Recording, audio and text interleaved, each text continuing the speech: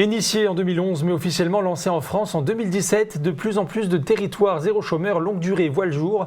Sur notre département, c'est dans le bassin joinvillois que ce premier dispositif a été mis en place et un nouveau devrait se développer sur Saint-Dizier.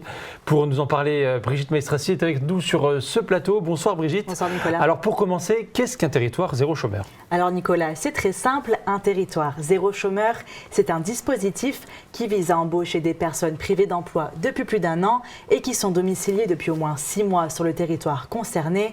Typiquement, tu as parlé de Joinville, ceux qui ont pu être embauchés dans cette entreprise à but d'emploi, qu'on appelle aussi une EBE, ne provenaient que du bassin joinvillois.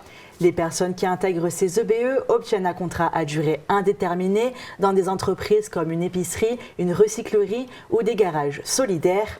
Depuis sa création en décembre 2022, l'entreprise à but d'emploi Les Comptoirs de Joinville, qui englobe une épicerie solidaire, un maraîchage et depuis peu un karting, a permis de créer une trentaine d'emplois en CDI. Alors Brigitte, pourquoi est-ce que Saint-Dizier veut intégrer ce dispositif ?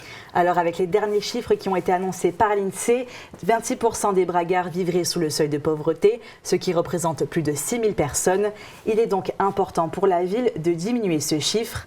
Alors cette entreprise destinée à ces demandeurs d'emploi de longue durée n'ouvrira pas ses portes tout de suite. Il y a d'abord de nombreuses démarches à faire, mais pour l'instant, ce sont les bénévoles de la Maison pour un accueil solidaire qui travaillent sur ce projet.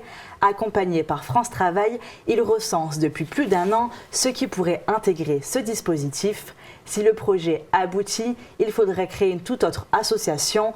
Pour l'instant, les activités de production se tournent vers une recyclerie ou un maraîchage et selon des estimations, cette EBE pourrait créer une 50aine d'emplois à Saint-Dizier.